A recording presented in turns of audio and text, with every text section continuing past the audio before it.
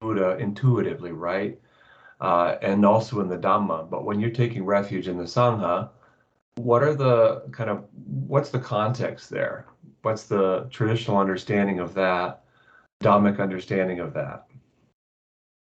Um, well, let's take it as a package in the beginning, in the sense of the Buddha, the Dhamma, and the Sangha. In the absolute beginning, when Sakya Muni, Siddhartha Gautama Sakyan, be, uh, figured out what his mind was actually doing, that's when you could say that he woke up, which was also a process, not an event. That in fact, the process that he went through started when he was a layman, and that he left. A lot of people think that he left home secretly at night, to where, in fact, the only evidence they had was is that his wife was asleep. She was the only one he snuck out on, that his mother and his dad knew all about it.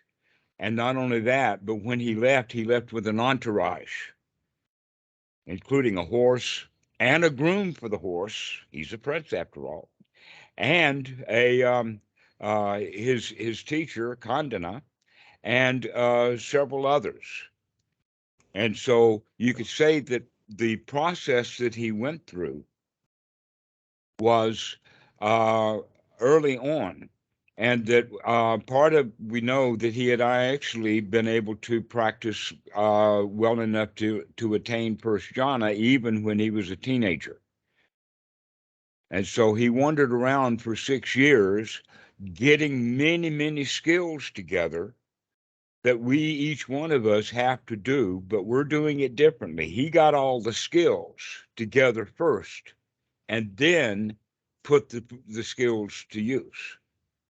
It's almost like that you can become a carpenter, but all your daddy's going to give you is sticks, and you've got to learn to whittle and whittle and whittle and learn all the various techniques on sticks that are all thrown away. But then, after you learn all of the tools and all the tricks and everything, you can just put a chair together. Okay, so this is what the way that he practiced. Um, Partly because he was getting some bad information along the way. And so he got into a group by the name of what we call the Jains today. Naganataputta is the Pali name for him. Mahavira is what they call him in the Jain religion. And that he did the austerities better than everybody else. He was really, really good. He had such control over his mind that he could beat himself, he could flog himself, he could hold himself upside down, and he could starve himself to death. And that starving is where we get the idea of the starving Buddha. Was not a starving Buddha; it was a starving bodhisattva. It was a starving wannabe. He was starving himself, thinking that it was getting him some value, and it wasn't. And he recognized that he had gone down a really deep, long-term dukkha hole. And that's when he decided to start using his efforts. And the first part was he came to, why am I afraid of the pleasures of the first jhana? Because as you begin to understand, the first jhana is really pleasurable. You really like it. Okay. And he said, because it's not sensual pleasures in the sense of going to the brothel, going out, getting drunk, going to shop, doing that kind of stuff, all on the outside world, that this is all mental on the inside. And from that basis of the first jhana is what he began to look at and see what was going on. Now, where this is coming to now is the issue that's in Sutta number 111, one by one as they occur, is how we actually practice what comes up. You look at it.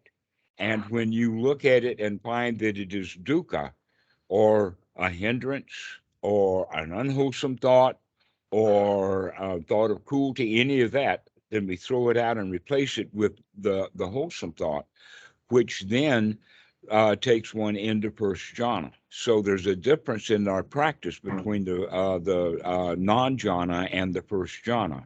And what is that? Is that when we are not in jhana at all, then there is hindrances that will be coming up and down like bubbles, foam, whatever, and that we can change that and get the mind back registered into the first jhana. And now the mind is actually fit for work, according to Bhikkhu Buddhadasa. The mind is now fit for work to figure out what are the seeds, what is happening here, what does the dukkha actually, the mechanisms of it, how the feelings are affected by the mind and how the mind is affected by the feelings, how the mind affects the body, how the body affects the feelings, and other things like this is the way that we understand it now. And this is what the Buddha figured out, but he already had the tools. And so that awakening process that he went through was what we would consider a much more formal, a much more slow way, in the sense that he was developing the 5 skills that we need in the first place, which are, in fact, the Eightfold Noble Path. But then that's the knowledge, and then the deliverance is being able to see with these tools how the mind actually works. But we can do that with a shortcut method, direct. And that is, while we're developing the schools, we also use those schools and develop them through our investigation of the mind and begin to see how the mind works with the body. And so the anapanasati then is on 2 levels, one for the pre-jhana, and then the other one is for the jhana. But the point that I'm making here is that once the mind is in the first jhana, now everything that happens one by one as they occur are all wholesome. Like, how do we apply the mind? How do we sustain the mind? How do we create sukha? How do we feel comfortable and satisfied and joyful? Okay. And so we see the connections between the body and the mind while we're developing these skills.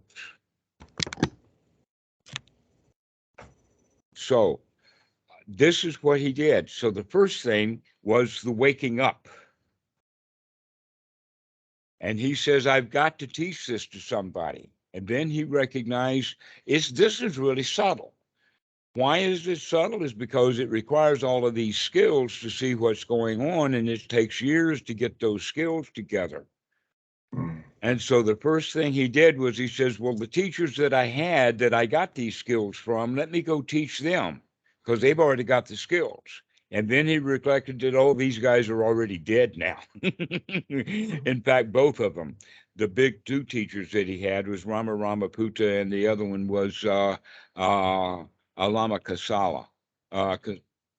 Kosala. So he then decided to go back to his original teacher, the one who taught him first jhana, the one of them that had been going around with him for the past 6 years, and teach him and the other group. Well, when they saw him come back all fat and round and jolly and happy, they said, well, he has quit his practice. He has fallen down. And so they didn't want to have anything to do with him until he decided to start teaching them. And the first thing he taught them was about the middle path. And so as he began to do that, he then developed and taught the Dhamma. And he taught it to this group of people. And they became the virginal fruit, or the seeds of the actual Sangha. And so this is a good time to start. We got a couple of questions here. Scott, you got a question? Yeah. So I had a question about the sort of difference between practicing the Dhamma and seeing the Dhamma for yourself and teaching someone else the Dhamma, because it seems like they're almost 2 entirely different skills. Like, so like I'll be experiencing some aspect of the Dhamma that you won't have access to, or you may not have access to if you have any hindrances at all. So kind of like explaining like a more advanced, so like explaining how to like see the nature of the mind and the body, and like the Precisely. the mechanisms. Okay. So like if I'm gonna talk about something like that and like deconstructing our experience, is that useful to someone in hinder, or should you just be trying to get them in a good mood, like get them into? All right, now we're going. Okay, so here's the point. The world is full of good advice.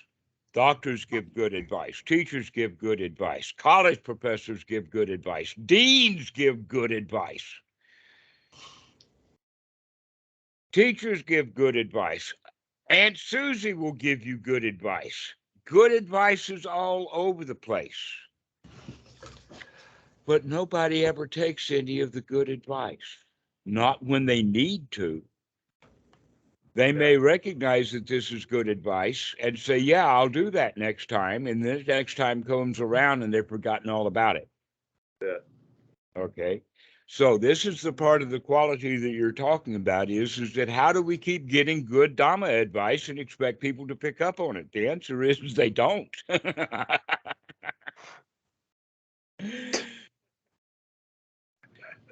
That the best that we could do is do the Dukkha Nirodha right here in this very moment and forget about whether they understand that the fact that we've changed the tables on them by remembering that we can cheer up and we don't have to buy into their pity party. Oh, okay. Okay. Yeah. And so that's the way to do it, that you do not teach ordinary people the Dhamma because they don't want it anyway, and they just hear it like it's just good advice. They'll agree with it that it's true, but they don't have any of the skills to put it into practice. Okay. And remember that we were talking about that the Buddha developed all the skills first.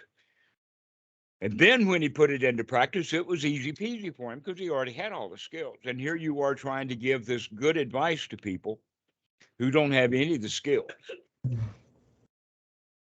But what you can do is demonstrate that you have the skills. And then something might happen. What will it that happen is that people will become interested and start asking questions. Now they become thirsty for the Dhamma. And now you can begin to show them that there are skills that have to be developed. And those skills mostly have to do with, can you remember what you're doing? Can you wake up and see what's going on right now? Yeah, that makes me think of how it worked for when I was when you were teaching me the Dhamma. I remember it wasn't like you just started lecturing me out all the Dhamma. The most useful teachings came from when I was like, "Ooh, I have a question," and then I was like, "Oh, I had like a real genuine question about something," and I asked you a question, and then that spurred like its own like useful and like fruitful Dhamma teaching out of my curiosity. So like there has Precisely so. Yes, that's why it is best done on a one-on-one relationship. Just like Santikaro had that one-on-one relationship with Bhikkhu Buddhadasa because he spoke Thai, and I had that one-to-one relationship with Achan Po. All right. I'm not jealous of Santikaro at all because I got plenty of Dhamma from Achan Po. That in fact, he was, as I said, the one that ran the place anyway. So back to the point is that the Dhamma is almost always best done one-on-one or in a group that is small. That I would say a dozen would be the absolute top limit. But those small groups, the students have a personal relationship with each other and a personal relationship with the teacher. Contrast that to the Western style of meditation retreat, which will have from 60 to 100 or more people in it, and that They stay silent. They don't know each other. They're there to practice meditation, and they only get at best 10 or 15 minutes with a teacher from time to time, depending upon how many students they have and what their teaching styles are. In that way, all of the instruction is almost always didactic. And the people don't have a chance. I mean, they can ask questions, but they're generally, the answers are general rather than very specific. And so the Dhamma is best taught one-on-one or in small groups so that the students can actually get it and that the teacher can hone in on it and pound them on this one thing, whatever it is, over and over again until the student gets it. So this is why the instruction is better done in a one-on-one or in a small group. When it is actually done one-on-one, then the one-on-one is the Buddha and the Dhamma. But when it's in a small group, we add now the Sangha. Now, what the Sangha is, the most important way that I distinguish the word from Sangha from the word group is the group is noble, or it's predominantly noble, that they come together as a group for noble purposes and reasons. Okay. Now, birds of a feather flock together. You've heard that so many times, and it's absolutely true. That if you hang out in a bar, you're more likely going to be having a drink than someone is hanging out with a bunch of teetotalers. Right? That's just we associate and we pick up from each other. We are social animals. It's part of our instinct. And so what we're going to do with Sangha is use that instinct of things rub off, sympathetic vibrations. When someone's angry, he wants everybody to be angry. When someone is having a pity